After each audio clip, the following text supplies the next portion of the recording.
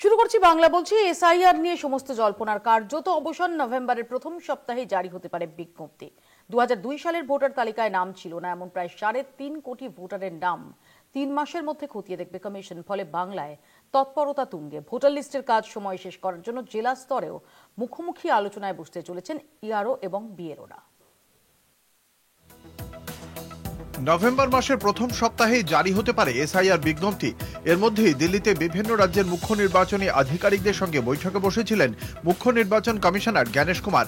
ছিলেন আরও দুই নির্বাচন কমিশনার সুখবীর সিং ও বিবেক যোশী। দেশ জুড়ে এসআইআর কাজের প্রস্তুতি কোথায় দাঁড়িয়ে তা নিয়েই আলোচনা করেন তারা। সামনের বছরই পশ্চিমবঙ্গ, অসম, কেরল, পুদুচেরি ও তামিলনাড়ুতে ভোট। সেখানে এসআইআর এর কাজ চালিয়ে যেতে কোথায় কি সমস্যা হচ্ছে তা নিয়ে 5 রাজ্যের সিইওদের সঙ্গে আলাদা করে বৈঠক করে নির্বাচন কমিশন সূত্রে খবর, পশ্চিমবঙ্গে ভোটার সংখ্যা প্রায় 7.6 কোটি। তার মধ্যে 3.5 কোটি ভোটারের নাম ছিল না 2002 এর এসআইআর তালিকায়। তাই আগামী 3 মাসের মধ্যে এই 3.5 কোটি ভোটারের নাম যাচাই করতে হবে। বিহারে 2 কোটি ভোটারের নাম এসআইআর এর জন্য যাচাই করতে হয়েছিল। তাই পড়শি রাজ্যের তুলনায় বাংলায় কমিশনের কাজ কিছুটা কঠিন।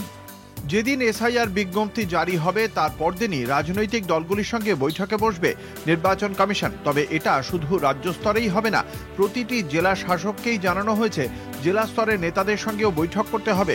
জেলায় মুখোমুখি আলোচনায় বসতে হবে ইআরও আর বিএলওদের। এসআইআর প্রক্রিয়া এগিয়ে নিয়ে যেতে যাতে কোথাও কোনো ঢিলেমি না হয় তার জন্যও সতর্ক করে দেওয়া হয়েছে সরকারি আধিকারিকদের। এর মধ্যেই বাংলায় 1000-এর বেশি বিএলওকে শোকজ করেছে কমিশনের এই এখতিয়ার নিয়ে প্রশ্ন তুলেছে তৃণমূল কংগ্রেস। ভোটের দিনক্ষণ ঘোষণার আগেই কমিশন কিভাবে নিজেদের ক্ষমতা জাহির করতে পারে তা নিয়ে চলছে সওয়াল জবাব। এই পরিস্থিতির জন্য মোদী সরকারকেই দায়ী করেছে অবিজেপি শাসিত রাজ্যগুলি। সিপিএম থেকে কংগ্রেস সকলেই দাবি জানিয়েছে ভোটার তালিকা যেন স্বচ্ছ হয়, কোনো ন্যায্য ভোটারের নাম যেন বাদ না যায়। এই রাজনৈতিক বিতর্কের মধ্যেই নভেম্বরে পরীক্ষা শুরু হতে চলেছে কমিশনের। কলকাতা টিভি। আলোচনার জন্য আমাদের সঙ্গে রয়েছেন তৃণমূলের পক্ষ থেকে তন্ময় ঘোষ, কংগ্রেসের পক্ষ থেকে চন্দন ঘোষ চৌধুরী, রয়েছেন আইনজীবী সৌম্যজিৎ রাহা এবং কিছুক্ষণের মধ্যেই শঙ্কুদেব পান্ডা বিজেপির পক্ষ থেকে আমাদের সঙ্গে এসে জয়েন করবেন। আমি প্রথমে তন্ময়ের কাছে আসি যে তন্ময়, এত সরব তোমরা এসআইআর নিয়ে আরো বড়সড় মুভমেন্টে নামতে চলেছ। বিশাল সমাবেশ হওয়ার কথা রয়েছে নভেম্বরের প্রথম বা দ্বিতীয় সপ্তাহে। এরকম একটা পরিস্থিতিতে দাঁড়িয়ে এসআইআর যে হচ্ছে তার নোটিফিকেশন ইস্যু হওয়াটা যে জাস্ট সময়ের অপেক্ষা, সেটা ইতিমধ্যে স্পষ্ট। এসআইআর কেন হচ্ছে এই নিয়ে একাধিকবার আমরা কথা বলেছি। আজকে আমি আবার একই কথা রিপিট করছি যে এসআইআর হচ্ছে তার প্রেক্ষিতটা কি। প্রেক্ষিতটা হচ্ছে কি, বিহারে নির্বাচন তাই এসআইআর, পশ্চিমবাংলায় নির্বাচন তাই এসআইআর, এই জায়গাগুলোতে বিজেপি চাপে আছে তাই এসআইআর। আমাদের প্রশ্ন হচ্ছে ঠিক সেই জায়গাটাতে, নির্বাচনী প্রক্রিয়ার মধ্যে যে কোনো সময় প্রতিনিয়ত, মানে এটা প্রত্যেক দিন প্রত্যেক মাসে কিছু ভোটার নতুন যোগ হয়, কিছু ভোটার বেরিয়ে যায় যারা মারা গেছেন, এটা তো একটা নর্মাল প্রসেস।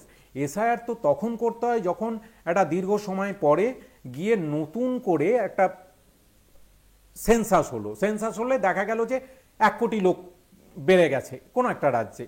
তাহলে সেই 1 কোটি লোক যেহেতু সেটা বিপুল সংখ্যায়, তাহলে সেটাকে সেই জন্যই স্পেশাল ইন্টেন্সিভ রিভিউ। এই যে ইন্টেন্সিভ হওয়ার জন্য যেটা প্রয়োজন, আমার 2011 সালে না 2002 সালে বোধহয় লাস্ট সেন্সাস হয়েছে। তো সেই লাস্ট সেন্সাস হয়েছে, তারপর আমার সেন্সাস নেই, নরেন্দ্র মোদী সেন্সাস করে উঠতে পারছেন না। তাহলে কিসের ভিত্তিতে এই এসআইআর করার প্রয়োজন হলো? যদি এসআইআর করার প্রয়োজন হলো, তারা যদি এতটাই সততার সঙ্গে দেখেন যে না স্বচ্ছ নির্বাচন আমরা চাই, তাহলে 2024-এর নির্বাচনের আগে এসআইআরটা করতে কি হয়েছিল? সারা দেশ জুড়ে এসআইআর করতো, সারা দেশ জুড়ে এসআইআর করে একদম স্বচ্ছ ভোটার তালিকা তৈরি করে তার দ্বারা নির্বাচিত হয়ে প্রধানমন্ত্রী হতেন, স্বরাষ্ট্রমন্ত্রী হতেন অমিত শাহ। সেটা তো হলো না। তাদের বেলায় ভোটটা হয়ে গেল, মহারাষ্ট্রের ভোটটা হয়ে গেল, হরিয়ানার ভোটটা হয়ে গেল, যেখানে তারা প্লে করতে পারবেন সেই ভোটগুলো হয়ে গেল। এবার যেখানে দাঁত ফোটাতে পারবে না, পশ্চিমবাংলায় বিজেপি দাঁত ফোটাতে পারবে না, তাহলে কি করতে হবে? আগে থেকে টার্গেট দিচ্ছে শুভেন্দু অধিকারী, বলে দিচ্ছেন 1 কোটি 20 লক্ষ লোকের নাম বাদ যাবে। কেন্দ্রীয় প্রতিমন্ত্রী শান্তনু ঠাকুর বলে দিচ্ছেন 1 কোটির উপর নাম বাদ যাবে। তার মানে কি একটা অঙ্কর উত্তরটা আগেই ঠিক থাকছে। তারপরে অঙ্কটা দেওয়া হচ্ছে, তারপরে আমরা ছোটবেলায় করতাম অঙ্কর উত্তরটা জেনে গেলে মেলানোর চেষ্টা করতাম অঙ্কটা। নির্বাচন কমিশন ঠিক বিজেপির নেতৃত্বের টার্গেটটাকে সামনে রেখে মেলানোর চেষ্টা করছেন। এইটা যদি অঙ্ক হয় যে 42 লক্ষ ভোটের ডিফারেন্স আছে, আমাকে সেটা জনগণের বা জনতার দরবারে গিয়ে আমরা কিছুতেই সেই ভোটটা পাবো না, অতএব সেই নামগুলোকে বাদ দিয়ে দিতে হবে। আমরা বলছি যে বৈধ একটা ভোটারের নামও যদি বাদ যায় তাহলে আন্দোলন হবে এবং স্বাভাবিক কারণে গণ আন্দোলন হবে। আমি আসবো তোমার কাছে তন্ময়, এবং শঙ্কুদেব পান্ডা এসে গেলে এই সম্পর্কে তার রিয়াকশনও নেবো। আমি তার আগে চন্দনদার কাছে একটু আসি। চন্দনদা, বিহারে আমরা দেখছি যে ভোটের প্রক্রিয়া সেটা শুরু হয়ে গেছে, এবং সেইভাবে আমরা যদি দেখি যে স্পেসিফিক কতগুলো জায়গা আছে, অর্থাৎ এসআইআর না করার ব্যাপারে আদালতের কোনো নির্দেশ নেই। ডেফিনেটলি কিছু নির্দেশ এসেছে, কিন্তু সেখানে দাঁড়িয়ে এসআইআর তো সেখানে হয়েছে, এবং সেই অনুযায়ী আমরা দেখেছি যে 65 লক্ষের কাছাকাছি লোকের নাম বাদ গেছে এবং সেখানে নির্বাচনী প্রক্রিয়া শুরু হয়ে গেছে। দেখো, একটা কথা একেবারে শুরুতেই বলতে হবে, এসআইআর এর ক্ষেত্রে আদালতের নির্দিষ্ট ভূমিকা থাকার কথাও না।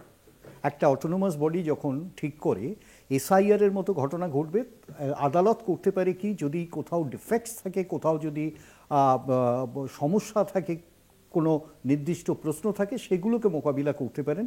এবং তুমি দেখতে পারবে এই পয়েন্ট টু পয়েন্ট এই এসআইআর এর ক্ষেত্রে কতগুলো নির্দেশ বা কতগুলো চেঞ্জেস এনেছেন আদালতের নির্দেশে, এবং খুব স্বাভাবিক অর্থে এসআইআর এর বেসিকটা নিয়ে কোয়েশ্চেন উঠেছে, ইভেন আইডেন্টিটি নিয়েও কোয়েশ্চেন উঠেছে, যার পরিপ্রেক্ষিত অবস্থা তোমার আধার কার্ড এখানে ইনক্লুড করা হয়েছে, এটা আমরা সকলে জানি। অনেক কথাই তন্ময় বলে দিলেন।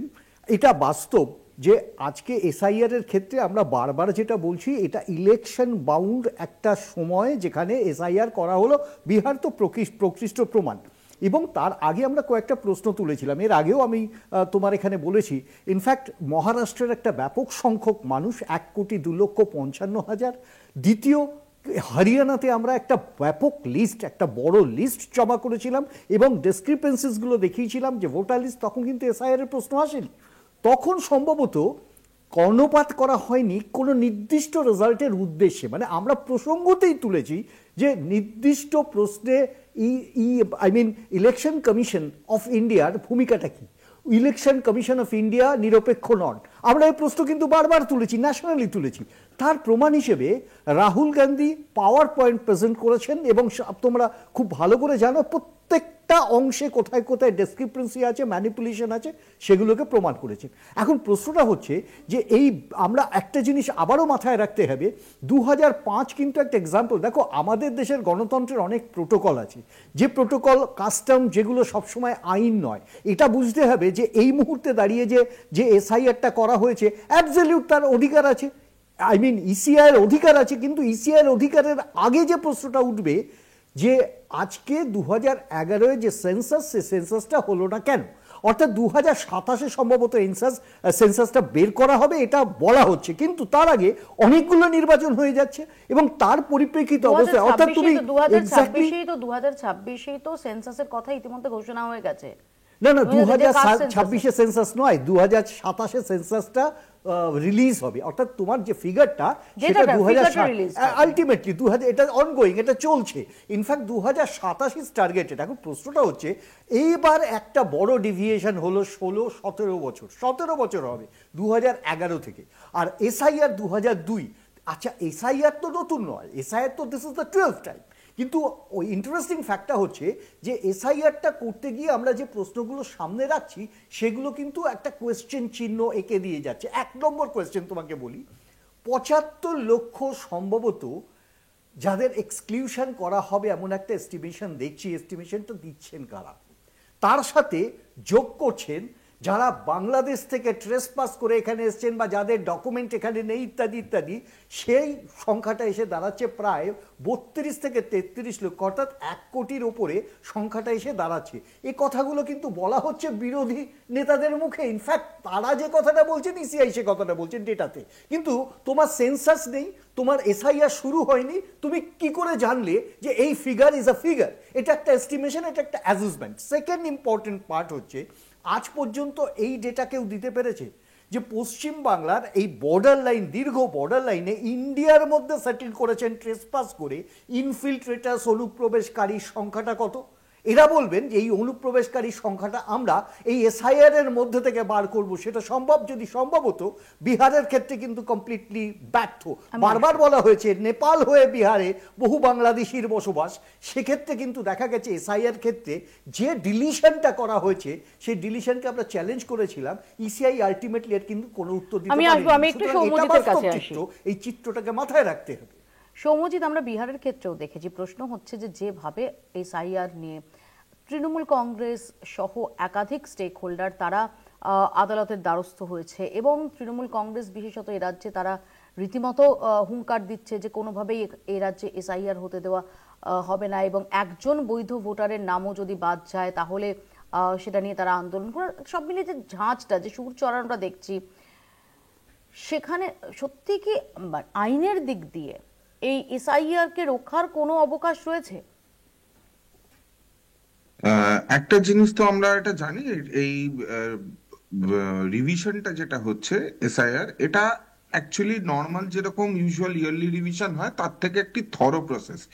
এটা কিন্তু ইসিআই পরিষ্কার আর্টিকেল 324 কনস্টিটিউশনের আর section 21 of the representation of people অ্যাক্টের অনুযায়ী হচ্ছে তাদের এই superintendence, direction, control over elections এর যে পাওয়ার আছে সেই পাওয়ারটাকে এক্সারসাইজ করতে গিয়ে এটা হচ্ছে করা হচ্ছে। এখন এসআইআর তো এই প্রথম হচ্ছে না। এসআইআর আমরা দেখেছি 1957, 61, 65 বিভিন্ন সাল ধরে তো বিভিন্ন সময় এখানে চ্যানেল প্রচুর এগুলো নিয়ে আলোচনা হয়েছে, বিভিন্ন সময় হয়েছে। এবং এটা অ্যাকচুয়ালি কমপ্লিট একটা ভোটার লিস্টের চেকিং, বুথ লেভেল অফিসার্স ইয়েতে যাবে, তারা চেক করবে একটা ভোটার লিস্টটাকে, একটা ক্লিনিং এর প্রসিডিওর, এইগুলো আছে। এইটা করতে গিয়ে যে কনসার্নস গুলো উঠে এসছে সেই কনসার্নস গুলো থেকে কিন্তু হচ্ছে একটা ভোটিং রাইটস লুজ হতে পারে, ডকুমেন্টস এর চ্যালেঞ্জ হতে পারে, প্র্যাকটিক্যাল কিছু সমস্যা আছে, সেই মাইগ্রেন্ট ওয়ার্কার্সদের ক্ষেত্রে সমস্যা হতে পারে, বহু সমস্যাগুলো, এগুলো প্র্যাকটিক্যাল সমস্যা আছে। এই সমস্তটা নিয়ে কিন্তু মানে কোর্টের যা ভিউ আছে সেই ক্ষেত্রে একটা constituency wise, booth wise details of voters যাদেরকে রিমুভড হয়েছে বা রিজনস ফর দেয়ার ডিলিশনস, এইগুলো কিন্তু ইসিআই কে অবভিয়াসলি এক্সপ্লেন করতে হবে। এবং সেই ক্ষেত্রে যদি কারোর নাম বাদও যায়, সে যদি সেটাকে চ্যালেঞ্জ করে, জাস্টিফায়েবল রিজনিং যদি না থাকে ডিলিশনের, অবশ্যই হচ্ছে সেটা কোর্ট সেই জিনিসটাকে মান্যতা দেবেন যে হচ্ছে এর ক্লেমটা হচ্ছে সেই ভোটারের, এলিজিবল ভোটারের বৈধ। এছাড়া বিষয়টা দেখতে হবে যে কোর্ট কিন্তু হচ্ছে এই ভিউতে পুরো এটা প্রসেসটার উপরে স্টে দেয়নি, বাট এটাকে একটা ইনক্লুসিভ অ্যাপ্রোচ করতে বলেছে। মানে এসআইআরটা করা মানে তা ভোটার লিস্টের থেকে নাম বাদ দেওয়ার একটা প্রক্রিয়া, বিষয়টা তা নয়। It should be an inclusive approach. এই জন্য আধার, এপিক, এইগুলো ভ্যালিড আইডেন্টিটি ডকুমেন্টস এর জায়গাটাও কিন্তু হচ্ছে খোলা রেখে দেওয়া হয়েছে। এবং কোথাও এটার ক্ষেত্রে অ্যাপ্রোচটা যেহেতু হচ্ছে পলিটিক্যাল ইয়ের ক্ষেত্রে, বা কোথাও বলা মানে এটা মনে করা হচ্ছে অনেকটা ক্ষেত্রে যে একটা প্রপোজড এনআরসির মতো হচ্ছে এক্সারসাইজটা হচ্ছে। তো এই বিষয়টা আইনের ক্ষেত্রে হচ্ছে, রিজনিং এর ক্ষেত্রে, ডিলিশনের ক্ষেত্রে কিন্তু প্রপার রিজনিং যদি না থাকে সেই ক্ষেত্রে কিন্তু ECI will be under the scanner of the court. সেইগুলো মাথায় রেখে কিন্তু তাই জন্য একটু সময় হাতে নিয়ে এই 1 মাসের মতো টাইম, যেরকম আমরা বিহারে দেখছি, জাস্ট একটা 1 মান্থ টাইমের মধ্যে একটা প্র্যাকটিক্যালি ইটস ভেরি মানে টিডিয়াস ওয়ার্ক। তো এই জায়গায় কোর্টস কিন্তু হচ্ছে obviously can come down heavily on ECI if there is কোনো সময় দেখা যায় যে কোনো রকম ইরাশনাল বা ইলজিক্যাল বা লিগালি জাস্টিফায়েবল কোনো জায়গায় কোনো অ্যাকশন যদি না নিতে পারে। আমি আসবো এই প্রসঙ্গে, একটু আমরা শুনে নিই যে রাজ্যের মন্ত্রী শশী পাজা তিনি কি বলছেন। প্রথমত তাড়াহুড়োটা অত্যন্ত সন্দেহজনক। এবার করছে কি 2002-03 বলছে গাইডলাইন্স ফলো করছে, তা করছে না, প্রত্যেকটাই আলাদা করছে।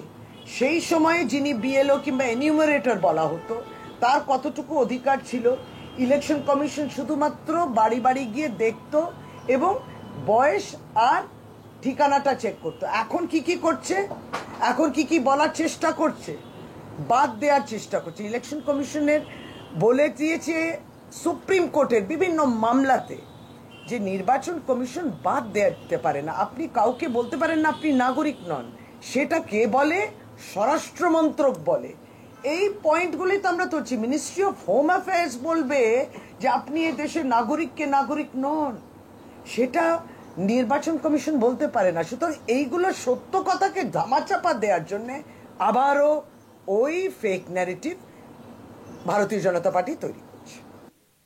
কেন তাড়াহুড়ো কেন? এই যে বারবার তোমরা টাইমিং নিয়ে প্রশ্ন করছো তন্ময়, তোমাদের বক্তব্য হচ্ছে যে এই টাইমিংটা নিয়ে তোমাদের, তো বিহারেও নির্বাচনের আগে আমরা এসআইআর হতে দেখেছি এবং আমরা এখনো পর্যন্ত জানি না যে বিহারে কি ফলাফল হতে চলেছে, কিন্তু কেন এই টাইমিংটা নিয়ে তোমাদের এত সংশয়? না, টাইমিংটা নিয়ে তো হবেই, যেটা শশীদি বললেন এবং আইনজীবী সৌম্যজিৎ বাবু বললেন, এটা ইম্পর্টেন্ট পয়েন্টটা হচ্ছে যে মোটিভটা, যখন কোনো সংস্থা কাজ করে তখন বা কোনো ব্যক্তি কাজ করে তখন প্রথম দেখতে হয় যে তার মোটিভটা কি।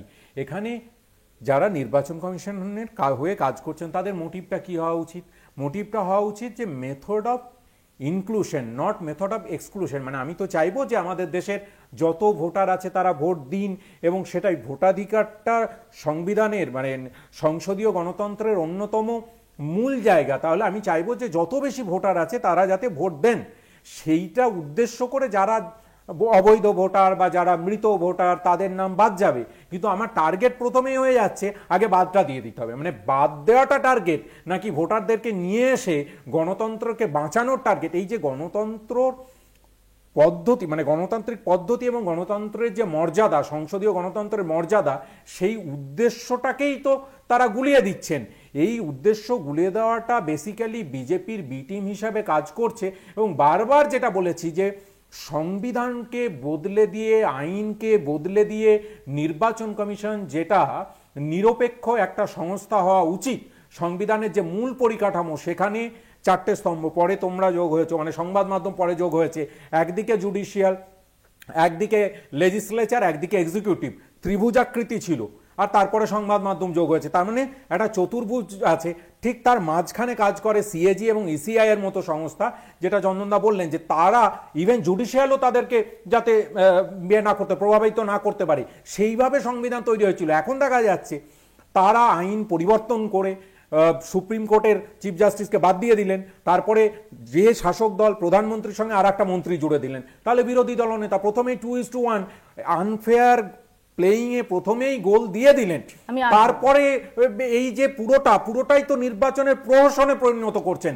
বেসিক জায়গাতে যে সমস্যা, সেই সমস্যাটা সেখানে অ্যাড্রেস করতে হবে। আমি আসবো, আমি এই প্রসঙ্গে ডেফিনেটলি শঙ্কুদেব পান্ডা এখনো অবধি এসে পৌঁছনি, শঙ্কুদেব পান্ডার কাছ থেকে রিয়াকশন নেব। তবে তার আগে ছোট্ট একটা ব্রেকের সময় হয়েছে, ছোট্ট একটা বিরতির পর আমরা ফিরে আসছি বাংলা বলছে নিয়ে। দেখতে থাকুন কলকাতা টিভি। ফিরে এলাম বিরতির পর। ইতিমধ্যেই শঙ্কু আমাদের সঙ্গে এসে জয়েন করেছেন। শঙ্কু, তুমি আসার আগে যে আলোচনাগুলো হচ্ছিল প্রত্যেকের একটাই প্রশ্ন, যে এত তাড়াহুড়ো কেন, টাইমিংটা, এবং টাইমিং এর সঙ্গে সঙ্গে আসছে ইন্টেন্টটা। আমার বক্তব্য হচ্ছে তো লেট কেন? হ্যাঁ, লেট কেন সেটা তোমাকে জিজ্ঞেস করি, লেট কেন? আমার প্রশ্ন হচ্ছে যে লেট, তার মানে বোঝা গেল আমরা যে প্রশ্ন করছি তুমিও সেই প্রশ্ন করছো, তুমি টাইমিং নিয়ে প্রশ্ন করছো। না, একদমই প্রশ্ন করছি না, একদম ঠিক টাইমেই হচ্ছে। যারা করতে দিচ্ছেন না, যারা লেট করছেন, তাদের পিছনে তাদের অন্য উদ্দেশ্য আছে। আমি একদম সরাসরি অভিযোগ করছি যে তৃণমূল কংগ্রেসের নির্দিষ্ট উদ্দেশ্য আছে, ওরা ইচ্ছে করেই লেট করতে চান। কারণ ওরা, আমি জাস্ট এক সেকেন্ডে শেষ করব, সেটা হচ্ছে আপনি লক্ষ্য করে দেখবেন তৃণমূল কংগ্রেস এর আগে কেলেঙ্কারি করেছিল শিক্ষক নিয়োগের। তাতে ওদের প্ল্যান কি ছিল? যে সমস্ত বেআইনি পরীক্ষার্থী যারা ওরা পয়সা নিয়ে ঢুকিয়েছে তাদেরকে জাস্টিফাইড লোকেদেরকে সামনে রেখে শ্রীখণ্ডী করে কেসটা বার করে দিবে। এবারেও প্ল্যান করেছে তাই। এইরকম পেছাতে গিয়ে দেখবে লাস্ট টেনিওর শেষ, সময় শেষ হয়ে যাবে, বলবে আমাদের তো সময় শেষ, অবিলম্বে নির্বাচন করতে হবে। আপনি এসআইআর করতে পারেননি, আপনার রিস্ক, এটা আপনার ফল্ট। আপনি ইলেকশন কমিশন, আপনি না করতে পারলে নির্দিষ্ট সময়ে আপনার, তার জন্য কি আমরা বসে থাকবো নাকি? গণতান্ত্রিক ব্যবস্থা আপনাকে নির্বাচন করতে হবে। তাই ইন্টেনশনালি ওনারা ডিস্টারবেন্স করছেন, তাই ইন্টেনশনালি যাতে প্রসেস এফেক্টেড হয় তার জন্য যা যা করার করছেন। কেন? কারণ এই সমস্ত বেআইনি ভোটের উপর নির্ভর করে ওরা নির্বাচনে যেতেন, এই প্ল্যান করেছেন। আচ্ছা, আমায় একটা শুধু কথা বলুন, আমি কি নতুন কোনো কথা বলছি? আমি তো মমতা বন্দ্যোপাধ্যায়ের কথা বলছি। মমতা বন্দ্যোপাধ্যায় প্রকাশ্যে লোকসভাতে দাঁড়িয়ে কাগজ ছুঁড়ে মারলেন এবং তিনি কি বললেন? বললেন যে অবিলম্বে বাংলাদেশে যাদের ভোটার লিস্টে নাম আছে তাদের বাংলায়ও নাম আছে, এই সমস্ত বেআইনি ভোটারদের নাম কেটে দিন। এটা ছিল মমতা বন্দ্যোপাধ্যায়ের বক্তব্য। তিনি প্রথম লড়াই করেছিলেন no ID card no vote, এতগুলো লোক মরে গেল। আমি আশ্চর্য হয়ে গেলাম, 2011 থেকে আজ পর্যন্ত সেই কাজটা তিনি সরকারের থেকে করে উঠতে পারলেন না। তিনি একটা চিঠিও ইলেকশন কমিশনকে দিলেন না, বললেন না যে প্রপারলি এসআইআর করুন।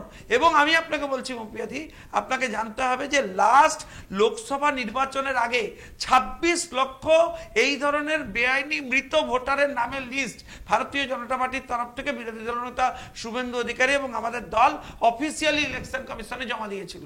সেই বিষয়ে কোনো ব্যবস্থা হয়নি। এবং এই যে প্রতিদিন লেট হবে তার ইন্টেনশনই বুঝিয়ে দিচ্ছে যে আপনারা এটা খুব সংক্ষেপে এবং 30 সেকেন্ডে তন্ময়ের রেসপন্স নিয়ে আমি পরের বিষয়ে যাব। রেসপন্স একটাই, শঙ্কু যেটা বললো যে 26 লক্ষ ভোটারের ভোটার নিয়ে নির্বাচন কমিশনকে দিয়েছিল, তাহলে নির্বাচন কমিশন তখন অ্যাকশনটা নেয়নি কেন? তখন সময় নেই, এই যে ডিলে করা, এই ইন্টেনশনটা আপনারা ইউজ করছেন। আরে তখনকার যিনি ইলেকশন কমিশনার ছিলেন আপনাদের লোক না, ও তখন আমাদের লোক ছিল, সেইজন্য আইন পরিবর্তন করে বলছি তোমাদের লোক করে দিয়েছে। এবং নির্বাচন এখন তো বোঝা যাচ্ছে নির্বাচন কমিশনের হয়ে প্রেস কনফারেন্স কে করে অনুরাগ ঠাকুর, প্রশ্ন করা হয় নির্বাচন কমিশনকে, উত্তর দেন অনুরাগ ঠাকুর। তার মানে প্রমাণ হয়ে যাচ্ছে যাহাই অনুরাগ, যাহাই বিজেপি, তাহাই আমার একটা কথা বলুন, এক সেকেন্ড, আপনি কংগ্রেস পরে আসছি। আমার আপনার কাছে একটা বক্তব্য, আপনি আমাকে একটা কথা বলুন, একটা গণতান্ত্রিক ব্যবস্থায় নির্বাচন হবে, তার প্রাইমারি ক্রাইটেরিয়া কি? যে একটা প্রপার ইলেকট্রাল কলেজ থাকবে, তাতে যদি কে ভোট দেবে এইটাই যদি প্রপারলি আইডেন্টিফাইড না হয় তাহলে ইলেকশন প্রসিডিউর কি লাভ? লোকসভা ভেঙে দাও, লোকসভা ভেঙে দাও, নতুন করে এসআইআর করো। অভিষেক বলেছে যে লোকসভা ভেঙে দাও, এসআইআর করে আবার আমরা মানুষের কাছে যাব, একদম স্বচ্ছ।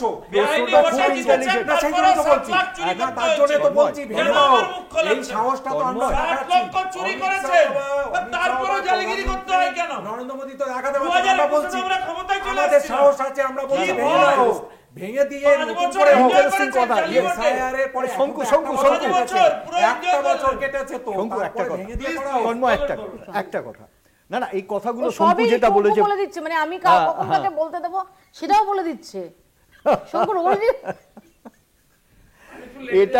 এটা হচ্ছে অ্যাডভান্টেজ শঙ্কু। তুমি খুব স্বাভাবিক, শঙ্কু যে প্রশ্নটা তুলেছে, দেখো একটা পরিষ্কার কথা, কে কার লোক ইলেকশন কমিশন, এটা কিন্তু এখনো পর্যন্ত কেউ বলেনি। আমরা পরিষ্কার বলেছি ইলেকশন কমিশন যে ভূমিকা পালন করছে সম্ভবত, আবারও বলি আন্ডারলাইন, কিন্তু আমার এখানে প্রশ্ন আছে চন্দনদা। ডেফিনেটলি রাহুল গান্ধী অগস্টে প্রেজেন্টেশন দিয়ে যে অভিযোগ তুলেছিলেন সেটা গোটা দেশকে নাড়িয়ে দিয়েছিল, প্রশ্ন তুলেছিল অবশ্যই। কিন্তু তারপর কি হলো? আন্দোলনের মাঠে কোথায় থাকলেন আপনারা? বিহার নির্বাচনে বিহারে কয়েকটা র্যালি করা ছাড়ার এই এসআইআর প্রসঙ্গ নিয়ে কি হলো? নির্বাচন কমিশন ঘেরাও হলো, নির্বাচন কমিশন লাগাতার আন্দোলন হলো। না না, আন্দোলন একটা ডিফারেন্ট নির্বাচন কমিশনের উপর প্রেসার দেওয়া হলো। না না, আমি আবারও বলি আন্দোলন একটা ডিফারেন্ট ক্যারেক্টার, কিন্তু একটা জিনিস আছে, কোন দল কিভাবে আন্দোলন করবে, কার বিরুদ্ধে আন্দোলন করবে, কখন করবে, এটা খুব স্বাভাবিক। এটা খুব স্বাভাবিক না, এটা খুব স্বাভাবিক। অ্যাট দি সেম টাইম যে প্রশ্নগুলো রাহুল গান্ধী রেখেছিলেন তার উত্তর কিন্তু পাওয়া যায়নি, এটা কিন্তু একদম প্রাইম ক্রাইটেরিয়া, মানে এটা অফিসিয়াল। সেকেন্ড প্রশ্নটা হচ্ছে যে আজকে যে প্রশ্নটা ও তুলেছে, সেক্ষেত্রে আমরা একটা আবারও বলি সম্ভবত এমন একটা ভূমিকা বর্তমান election commission, chief election commissioner পালন করলেন অভাবনীয়ভাবে একটা সাংবাদিক সম্মেলন করে। যে প্রশ্নগুলো তুলেছেন ঠিক সেই প্রশ্নগুলোই কিন্তু কল্যাণ মার্গ থেকে এরা এই প্রশ্নগুলো তুলেছে একই লাইনে। এখানে আমি পরিষ্কার ভাবে যেটা বলি,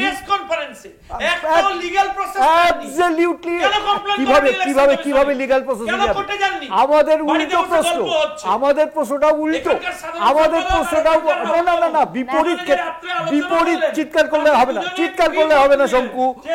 উল্টো দিকে তাকিয়ে, উল্টো দিকে দাঁড়িয়ে আমরা এই প্রশ্নটা করছি কেন?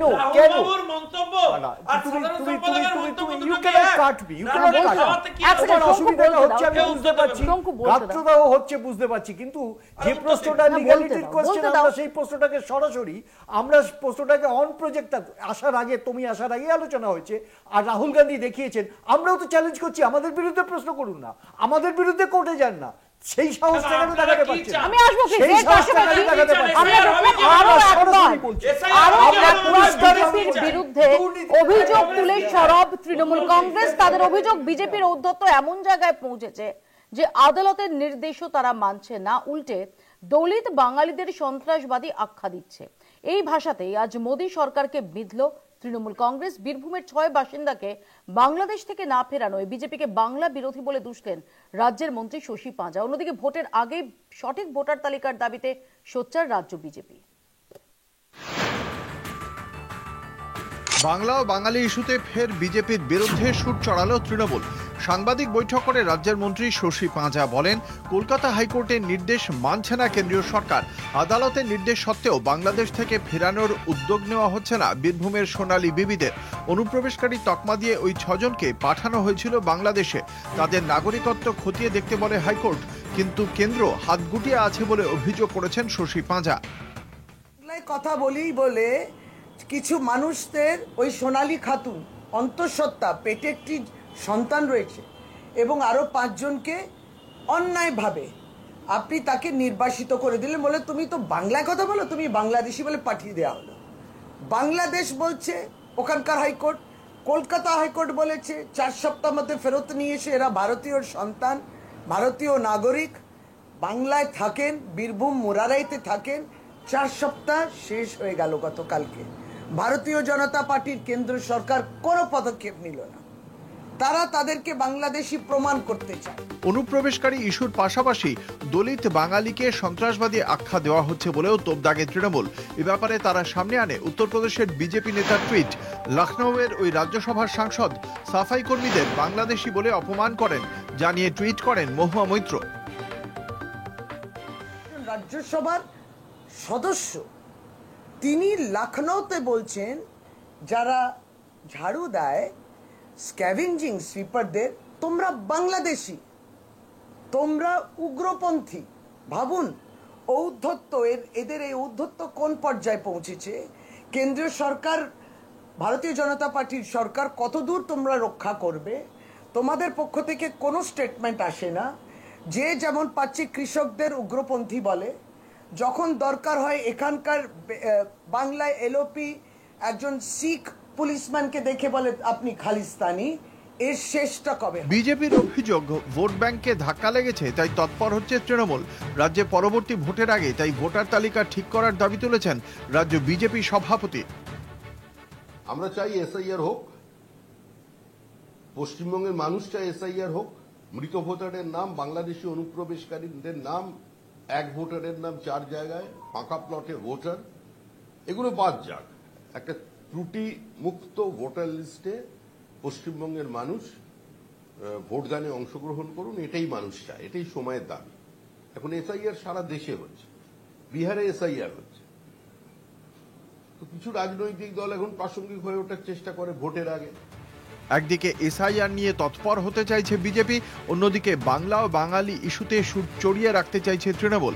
ফলে 2026-এর আগে এই ইস্যুতেই সরগরম থাকছে রাজ্য রাজনীতি। কলকাতা টিভি। শঙ্কু, আদালতের নির্দেশের পরও সোনালী খাতুনদের ফিরিয়ে আনার ব্যাপারে উদ্যোগ নেওয়া হচ্ছে না। এই অভিযোগে তোমাদের বিরুদ্ধে আরো একবার বাংলা বিরোধী হওয়ার অভিযোগ তুলছে তৃণমূল কংগ্রেস। শুধু তাই নয়, এই অভিযোগ করছে যে নির্দিষ্টভাবে যারা বাংলাভাষী, দলিত বাংলাভাষী, তাদের হেনস্থার মুখোমুখি হতে হচ্ছে, তাদের রীতিমতো সন্ত্রাসবাদী হিসেবে দেখে দেওয়া হচ্ছে। দেখুন, এখন সন্ত্রাসবাদীদের কেউ কেউ চেষ্টা করছেন এই বাংলায় নিজেদের ক্ষুদ্র রাজনৈতিক স্বার্থের জন্য হচ্ছে সন্ত্রাসবাদীদের বাঙালি অস্মিতা, বাঙালি পরিচিতি, এগুলোকে সামনে রেখে তাদেরকে প্রোটেক্ট করার বা অনুপ্রবেশকারীদের প্রোটেক্ট করার। আমি এই ক্ষেত্রে সেটা হয়েছে বলছি না, এটা তদন্ত সাপেক্ষ বিষয় যে কোনো ক্ষেত্রে। কিন্তু সামগ্রিকভাবে যে উদ্দেশ্য নিয়ে তৃণমূল কংগ্রেস বা এখানকার সরকার যে পলিসিতে অপারেট করছিলেন পুরো ব্যাপারটা, তার জন্যই এই একটা এফেক্টেড হওয়ার বহু মানুষের সম্ভাবনা তৈরি হচ্ছে। এবং আপনি লক্ষ্য করে দেখবেন যে ইতিমধ্যেই তৃণমূল কংগ্রেসের সর্বোচ্চ নেতৃত্ব থেকে এটা বারবার বলা হচ্ছে যে একটা ভোট বেআইনি ভোটও কাটতে দেবো না, সব ভোটকে আমরা রেগুলারাইজ করে দেবো, করলেই আমরা মারধর করবো। কেন বাপু?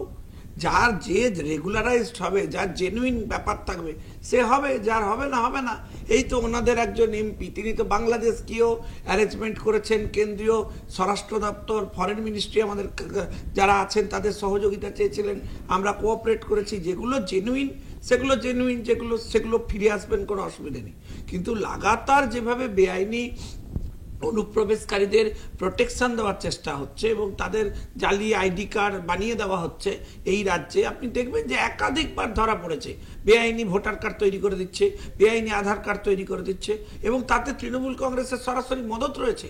তৃণমূল কংগ্রেসের নেত্রীরা দাঁড়িয়ে দাঁড়িয়ে বলছেন অমুক দাদার কাছে চলে যান, বাংলাদেশ থেকে যারা এসেছেন তাদের কার্ড বানিয়ে দেওয়া হবে। এই পরিস্থিতির জন্যই আজকে এই যে প্রবলেম, টেম্পোরারি প্রবলেম, ক্ষুদ্র প্রবলেম, সেটা তৈরি হচ্ছে। আমি একটু সৌম্যজিতের কাছে আসি। সৌম্যজিৎ আইনজীবীও, আমার সৌম্যজিতের কাছে প্রশ্ন যে সৌম্যজিৎ, আমরা দেখেছি যে আদালতের নির্দেশ এবং বাংলাদেশ আদালত সেখানেও এই যাদের পুশব্যাক করা হয়েছিল তারা যে ভারতীয় নাগরিক সেটা সেখানে এস্টাবলিশড হয়েছে, এর পরেও ফিরিয়ে আনা যাচ্ছে না তাদের, বা ফিরিয়ে আনা হচ্ছে না তাদের। এখানে সত্যিই কি কোনো আর বাধা প্রতিবন্ধকতা কিছুর অবকাশ রয়েছে? কোর্টের অর্ডার কমপ্লাই করার কাজটা হচ্ছে যে কোনো এজেন্সিরই, যে কোনো সরকার কোর্টের order content else they will face contempt. Okay, তো এটা যদি মিনিস্ট্রি অফ এক্সটার্নাল অ্যাফেয়ার্স এবং যারা কথা বলবে নেবারিং কান্ট্রির সাথে কিভাবে হবে সেই চ্যানেলটা, it's not a complicated channel. এটা সিম্পল, যখন একজনকে মানে ওখানে পাঠিয়ে দেওয়া হলো তখন যে এক্সপিডিশিয়াসলি করা হলো, ন্যাচারালি একটা কোর্ট অর্ডারের আওতায় কমপ্লায়েন্স তো করতে হবে। কোর্ট তো রিপোর্ট চেয়েছেন এটার উপরে। এইটার ক্ষেত্রে হচ্ছে যদি এই ডিলেটা আনএক্সপ্লেইন ডিলে হয়, যদি প্রসিডিওর ইনিশিয়েটিভ না করে, তাহলে ন্যাচারালি হচ্ছে কোর্টের কাছে জবাবদিহি করতে হবে। এটা একটা পার্ট যেমন আছে, তেমন হচ্ছে কোর্ট যখন একটা পার্টিকুলার ডাইরেকশন ইস্যু করেছেন, সেইখানে অবশ্যই এটা যে যদি টাইম বেশিও লাগে সেটার ক্ষেত্রেও হচ্ছে টাইম এক্সটেনশন তাদের করতে হবে, যে এই হচ্ছে বটলনেকস আছে তার জন্য আমরা হচ্ছে একটু ডিলে হচ্ছে প্রসিডিওর। তো সেই ব্যাপারে কিন্তু হচ্ছে এখনো পর্যন্ত কোনো রকম মানে লিগালি হচ্ছে বা কোর্টের কাছে কোনো কিছু প্লেসড হয়নি, এবং যে কারণে তাই জন্যই হচ্ছে এই প্রসিডিওরাল জিনিসটা তো হচ্ছে কোর্ট টেকনিক্যালিটিস, আইনের দিক সমস্তটা খতিয়ে দেখেই হচ্ছে ডাইরেকশনটা ইস্যু করেছেন। এবং সেন্ট্রাল গভর্নমেন্টের সেই ক্ষেত্রে তাদের ইনিশিয়েটিভ নিয়েছে কি নেয়নি, at least they could have clarified through a statement at least. সেই পার্টগুলো যদি না থাকে তাহলে অবভিয়াসলি সাবসিকুয়েন্ট হিয়ারিং ডেটে মামলা যখন লিস্ট রান করবে, অবভিয়াসলি যখন আসবে হিয়ারিং এ, they are going to face the contempt. Tanmoy, এই শঙ্কু যেটা বললো পুরো বিষয়টা নিয়ে আমার তিনটে বক্তব্য আছে। এক, সোনালী বিবি খাতুন, যাকে কলকাতা হাইকোর্ট এবং বাংলাদেশ কোর্ট একই সঙ্গে মানে জানিয়েছে যে তিনি দীর্ঘদিন ধরে পশ্চিমবঙ্গের বাসিন্দা এবং মোরারোয়ের বাসিন্দা, এটা প্রমাণিত, অর্থাৎ তিনি ভারতবর্ষের বাসিন্দা। সুতরাং তাকে বাংলাদেশি বলে দাগিয়ে দেওয়া, এবং তার কথাটা চিন্তা করুন, মানে সরকার কতটা অমানবিক হতে পারে। একজন অন্তঃসত্ত্বা মহিলাকে তার বাড়ি থেকে, একটা গ্রামের, এটাকে বুঝতে হবে যারা গ্রাম বাংলা চেনে, গ্রামের একটা মহিলা অন্তঃসত্ত্বা তাকে পাঠিয়ে দিচ্ছে বিদেশে, এবং সেখানে পাঠিয়ে দিচ্ছে সে সেই জায়গায় গিয়ে কি করবে, খাবে, পড়বে, জেলে থাকবে। মানে সম্পূর্ণভাবে একটা নাগরিকের প্রতি নির্বাচিত সরকারের যে সন্তানের জন্মের সময় সেটাই বলছি, যে একজন নির্বাচিত, তার ভবিষ্যৎ কি হবে, একটা নির্বাচিত সরকার, তার সে তো সবার সরকার, সে রাজনৈতিক বিরোধিতায় নির্বাচিত হয়েছে, কিন্তু সরকারটা তো 140 কোটি মানুষের সরকার। তার একজন সেই নাগরিকের প্রতি এই সরকারের যে চিন্তা ভাবনা, যেহেতু সোনালী বিবি খাতুন এবং বাংলায় কথা বলে, তার জন্য তার প্রতি এই অমানবিক আচরণ। আচ্ছা, খুবই জরুরি কিছু ইনপুট দিতে চাই, দিয়ে দিক তারপর তোমার বক্তব্য চলছে, সেই কারণে আমার কাছে ইনপুট এলো বলে আমি বলো। আমি দিদি এই সৌম্যদা প্যানেলে আছেন বিশিষ্ট আইনজীবী, উনিও আমার সাথে একমত হবেন। যখনই কাউকে ডিপোর্ট করা হয় না, তখন আইনের সিস্টেম থাকে যে সেখানকার অ্যাডমিনিস্ট্রেটিভ হেডের কাছে হচ্ছে তার ক্লারিফিকেশন চাওয়া হয়, চাইতেই হবে। ফরেন মিনিস্ট্রি চাইবে ফরমালি, ডিএম কে তার রিপোর্ট চাওয়া হয়। এখানে যারা ডিএম, যারা এসপি আছেন, তারা কি করছিলেন? তন্ময় বাবুকে বলবো আগে তাদের এগেইনস্ট অ্যাকশন নিন। যখন সেন্ট্রাল গভর্নমেন্ট চেয়েছে তাদের কাছ থেকে ক্লারিফিকেশন, তখন তাদের কি স্ট্যান্ড ছিল? আমি বলছি তারা কেন কোঅপারেট করেনি? হয় তারা কোঅপারেট করেনি, এরা বলেছেন শঙ্কু তোমার পয়েন্টটা এবার উত্তরে আছে, প্লিজ বাকিটা একটু সাবজুডিস শোনো। আছে, এক তখন সেকেন্ড সৌম্যজিৎ, এক ন্যাচারালি সেকেন্ড। যখন পেলোডারে করে ছুঁড়ে ফেলে দেওয়া হয়, আমি নিশ্চিত আমাদের কোনো ডিএম, কোনো এসপি, মুখ্যমন্ত্রী, কোনো মন্ত্রী, কোনো নির্বাচিত জনপ্রতিনিধি এইটা বলেননি যে হ্যাঁ তার থেকে সিগনেচার নিয়ে করা হচ্ছে। পেলোডারে করে বসিরহাটে ছুঁড়ে ফেলে দেওয়া হয়েছে। না, ডিপোর্ট করার প্রসেস থাকলে খুশি হতাম। কার আমলে পাঠায়? এইবার বলবো কার আমলে পাঠায়। ডিপোর্ট আগেও হয়েছে, যখন আমেরিকা থেকে ইউপিএ গভর্নমেন্টের সময় আর বিজেপি গভর্নমেন্টের সময় হাতে বেঁধে পায়ে বেঁধে এসছে। এটাই হচ্ছে পার্থক্য নরেন্দ্র মোদী সরকারের সঙ্গে অন্য সরকারের। যাই হোক, এর সঙ্গে যে পয়েন্টটা বলছিলাম, এক সেকেন্ড একটু বাকিদের কাছ থেকে আসবো প্লিজ। একটা লাইন বলে নিচ্ছি। এই যে মনোভাবটা বাঙালি বিরোধী, এই মনোভাবটা আজ থেকে নয়। এই মনোভাবটা 1905 সালে যখন লর্ড কার্জন বঙ্গভঙ্গ করেছিলেন, তখন শ্যামাপ্রসাদ মুখার্জি তার সমর্থন করেছিলেন, বিরোধিতা করেছিলেন রবীন্দ্রনাথ ঠাকুর, সুরেন্দ্রনাথ বন্দ্যোপাধ্যায়, অরবিন্দ ঘোষ। তাদের রক্ত বইছে।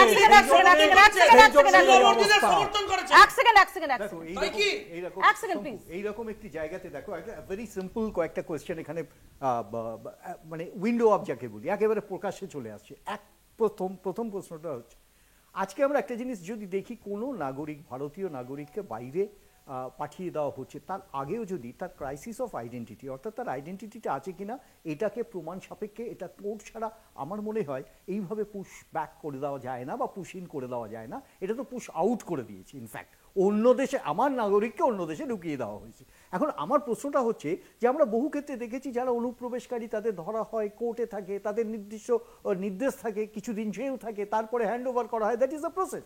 আমরা এখানে দেখলাম কি এই প্রসেসে সরাসরি তাকে অ্যারেস্ট করা হলো এবং তাকে পুশ আউট করে দেওয়া হলো। আচ্ছা, দ্বিতীয় প্রশ্নটা আরও ইম্পর্টেন্ট, সেটা হচ্ছে তুমি দেখেছো কিছুদিন আগে আমাদের নাগরিককে ওপারে নিয়ে যাওয়ার পরে যখন এটা সেটেল হলো আমাদের নাগরিক, তখন কিন্তু আমাদের বিএসএফ এবং বিডিআর নিজেরা একটা মিটিং করেন এবং সেটাকে আলটিমেটলি হ্যান্ড ওভার করে দেওয়া হয়, মানে হ্যান্ড ওভার ব্যাক করে দেওয়া হয়। তো এরকম কোনো সিস্টেম রাখতে পারতো। সবথেকে ইম্পর্টেন্ট পার্ট হচ্ছে এরকম ক্ষেত্রে ক্রাইসিসগুলোকে অ্যাভয়েড করা যায় যদি ডিপ্লোম্যাটিক চ্যানেল খুব প্রপারলি কাজ করে। আমরা বারবার দেখছি এই ফেলিওরটা একটা রাজনৈতিক উপকরণ হয়ে গেছে। মানে তুমি একটা ধর্মকে আইডেন্টিটি করে দিলে, একটা ল্যাঙ্গুয়েজকে আইডেন্টিটি করে দিলে, তারপর সেগ্রিগেট করে দিলে, কাউকে পুশ আউট করলে, কাউকে মেনে নিতে বাধ্য হলো। মাঝখান থেকে কি হলো? এই সোনালী বিবির ঘটনাটা আমার মনে হয় আগামী দিনে একটা ইতিহাস হয়ে থাকবে, একটা বড় ঘটনা চক্র হয়ে থাকবে ফর লার্নিং লেসন।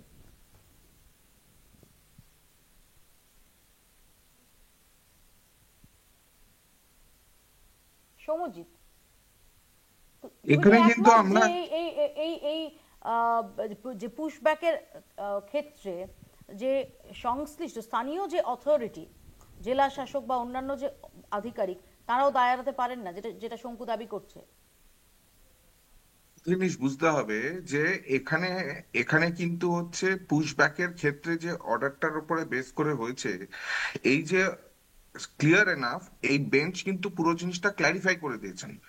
এই পুশব্যাক হোক, যে প্রসিডিওরেই হয়েছিল, কোর্ট যখন হচ্ছে পুরো জিনিসটা খতিয়ে দেখে, কোর্টের অপারেটিভ পার্টটা একটুখানি আমি পড়ে দিলে মনে হয় বুঝতে সবার সুবিধা হবে। The order of detention dated 24/6/2025 and the order of deportation dated 26/6/2025 so far as Sonali Danish and their son are concerned are set aside, and the respondent numbers 1 to 6 are mandatorily directed to take all steps to bring back Sonali Danish and their son to India within a period of 4 weeks from the date of communication of the order. Any government, central hok, state home hok, jetai hok, they have to work in coordination to effectuate this order, to carry out this order, এটা কিন্তু local অথরিটির যেমন আছে তেমন similarly হচ্ছে সেন্টারেরও হচ্ছে কোনো জায়গাতেই হচ্ছে নেই। They have to work hand in hand. এখানে যদি পাসিং দ্য পিলো হয় দুটো সরকারের মধ্যে, তাহলে আলটিমেটলি সিটিজেন্স উইল সাফার। তো ন্যাচারাল কোর্সে এখানে কন্টেম্প যখন লাই করবে, কোর্ট যখন কন্টেম্প খতিয়ে দেখবেন, সেই ক্ষেত্রে কিন্তু অবভিয়াসলি অ্যাকাউন্টেবিলিটি স্টেটের কতটা, সেন্ট্রালের কতটা, পুরোটাই খতিয়ে দেখে হচ্ছে কন্টেম্প ডিসাইড হবে whether they have violated the court order or not. এখানে they have to work hand in hand. It cannot go যে আমি একতরফা ভাবে হচ্ছে মানে সিঙ্গেল হ্যান্ডেডলি কেউ করবে, কারণ এখানে অর্ডার ইজ ভেরি ক্লিয়ার। এটা ক্যারি আউট করার জন্য অল অ্যাডমিনিস্ট্রেটিভ এজেন্সিস কনসার্ন তাদেরকে কিন্তু এগিয়ে আসতে হবে। এখানে পাসিং দ্য পিলো করে কোনো কিছুই হবে না, কোর্টের পুরো বিষয়টা নজরে আছে। আমার বক্তব্য হচ্ছে সুমদা যে পুরো মানে কোর্টের যে অবজারভেশন বা অর্ডারটা দিলেন, আমার এত কিছু জানার দরকার নেই, এদের ফেরানোর ব্যাপারে কি উদ্যোগ নেওয়া হয়েছে? না এটা আমার বক্তব্য খুব স্পষ্ট। আমার বক্তব্য হচ্ছে এরা যে ওখানে গেছে তখন প্রিভেন্টিভ মেজার্সে কেন স্টেট গভর্নমেন্টের যারা অফিসিয়ালস ছিলেন তারা প্রপারলি ইনফর্ম করেননি অথরিটিকে? তাদের কাছে যখন রিপোর্ট নিশ্চয় একদম গাফিলতি ছিল, কোনো একদম গাফিলতি ছিল, আর এটা হয় ইন্টেনশনাল গাফিলতি এবং পলিটিক্স করবে বলে তৃণমূল সব করছে। কেসটা কে লড়েছে? আমরা লড়েছি, আমাদের পলিটিক্স করবে বলে করেছে, কেস করেছে আমাদের রাজ্য সরকার, এর রিপোর্ট কে দিয়েছে, কোন ডিএম দিয়েছে, খতিয়ে দেখা আমরা হচ্ছে ফেরত আনার চেষ্টা করছি, জোর করে পাঠিয়ে দেওয়া হয়েছে। সাংবিধানিক পরিকাঠামো কেন্দ্র সরকার সেটাই বলছি, কেন্দ্র সরকার তোমরা করছো। শঙ্কু রিপোর্ট করতে পারে না, রাজ্য রিপোর্ট করতে পারে না, কোনোভাবে রাজ্য রিপোর্ট করতে পারে না। আমি কখনো বলিনি আমি কংগ্রেস, আমি তৃণমূল বিরোধী একটি দল। আপনি বলেছেন রাজ্য ডিপেন্ড করতে পারে, আমি এক লাইনও বলিনি রাজ্য ডিপোর্ট করতে পারে। আমি বলেছি ডিপোর্ট কেন্দ্র করে, কিন্তু on the basis of the report of রাজ্য। কখনো লোকাল অথরিটি রিপোর্ট ছাড়া তারা করে না, এটা প্রসেসে নেই। লোকাল অথরিটিকে জানিয়ে হয়েছে, লোকাল অথরিটিকে জানিয়ে হয়েছে। লোকাল দিদির যে কোনো রিপোর্টেশনের আগে সেন্ট্রাল এজেন্সি লোকাল অথরিটির কাছ থেকে তার ওয়্যার অ্যাবাউটস এর রিপোর্ট নেয়, এটা বাধ্যতামূলক।